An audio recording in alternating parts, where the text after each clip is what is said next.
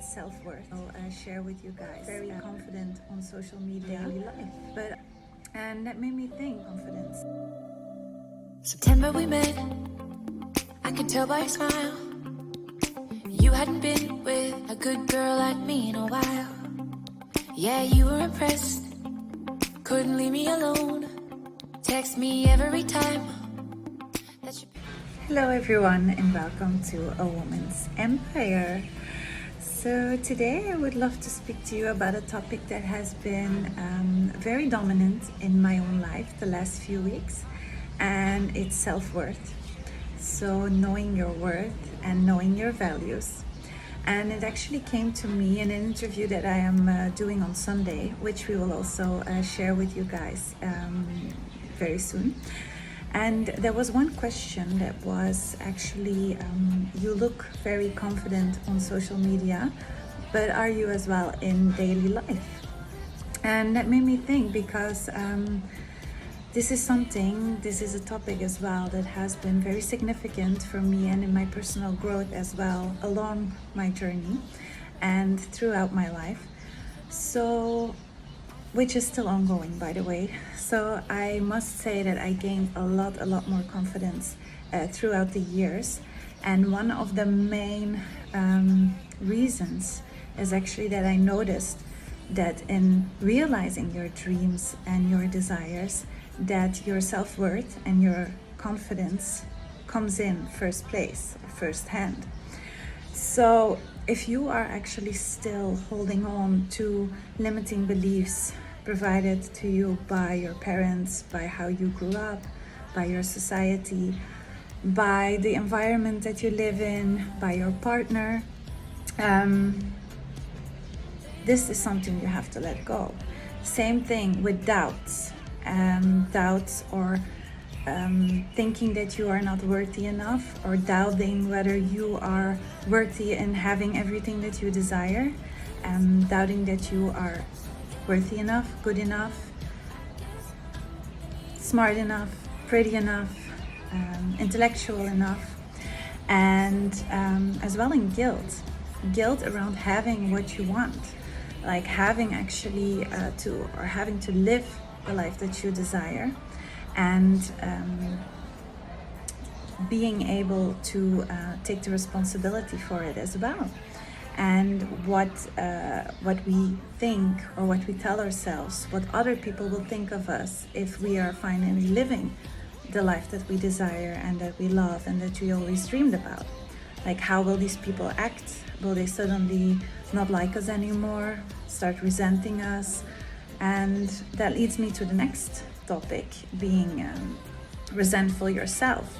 How do you see other people who are living their dreams, who are living the dream business that they always wanted, who are making a lot of money, who are having an abundant life, who are having maybe materialistic things that you desire to have and to own? How do you see these people? How do you look at them? What do you wish for them? How do you speak about them? And how do you think about them? So this is also something that we need to release, we need to cleanse, and we need to adopt a different mindset towards all these things in order to start from a place with clean energy. So I see them as low vibrations that we first need to clean out of our system in order to come from a space that is actually clean energy. And from that moment on, we can actually determine what our own values are and what our own true desires are here in life, and what we want to achieve or what we want to accomplish for ourselves. So operating from a space that is actually clean energy gives you as well more clarity about your desires, about how you want to step into life. And one of these things that we do in the online training is that we start cleansing out the energy, step 1. Step 2, we start actually operating from a clean energy kind of space in which we determine what our own values are and where we want to go in life and what we desire and with which intentions we want to start from that clean energy. And yeah, you can think about a few values that you would want to set for yourself and which you want to live by. And for example, my values, or my top 3 or 5, or you can go up to 10, are, for example, passion. So everything that I do, I want to do with passion, whether it is in a relationship, whether it is my business, whether it is how I feel for my friends, whether it is an activity that I do, I all want to do it with passion and amusement and fun. I also value respect a lot, so I try to be as respectful towards the people that I meet as much as I can, and I try to do everything with as much respect as I can. Loyalty and trust are also very high values of mine, so I always try to be a trustworthy and a loyal person as well. And yeah, you can go further, like for example, for somebody it's security, safety, it can go on like this. And then once we determine actually these values, it's very important. We also have an exercise that we call, like, we do a little visualization exercise in which you can actually put and point those values out in the back of your spine, because the spine represents actually, it carries you. It is something, if you want to see it from a more metaphysical way or from a more spiritual way, how the body works and what the body carries. So it's very important that it carries us every day, from the moment we wake up till we go to sleep. So the spine is a very interesting metaphor for me to put and to place your values there according to rank, and which you value most, down to the one that is maybe the least important for you, or that you could make consents or negotiations about. And we integrate them. So once you enter an experience or an event or a conversation with duality, and you do not know what to decide or whether or not this is resonating, you can always, visualize your spine and just like one by one go down towards, while you are taking a breath, towards your values and which you placed upon yourself, and ask yourself, like, is this in alignment or in an energetic match to my values, and in which way can I consent, and in which way do I not want to continue with this. And then as well as very important, like, which intentions do I allow in my experience, and which intentions do I want to set into my experience.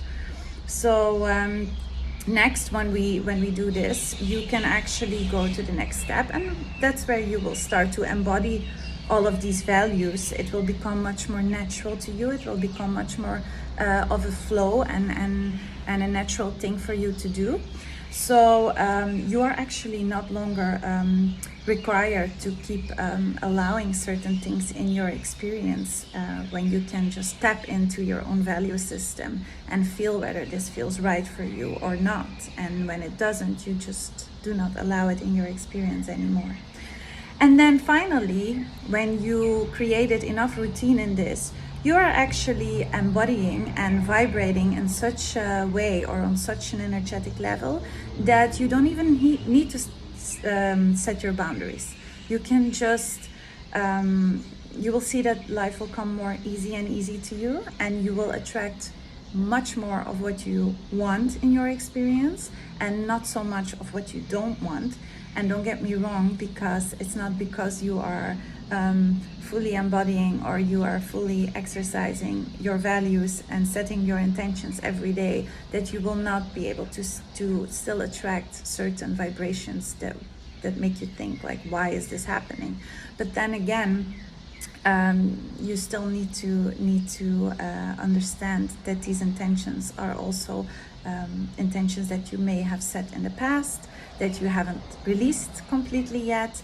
And we are only human beings in a human body, so we can only do so much of the energetic work here on earth in order to get to a vibration that we feel much more abundant and much more at ease and in flow with ourselves. So please definitely accept as well those parts of yourself. There's nothing wrong with them. They are just part of your evolution and in everything that you are ought to do here in this world. So yeah, this is some of the things that we will see, or that you can see in the course, which will be soon online. And then I hope I can already give you a little taste of that. And yeah, thank you for listening, and I'll see you the next time. Bye bye. Sending you much of love.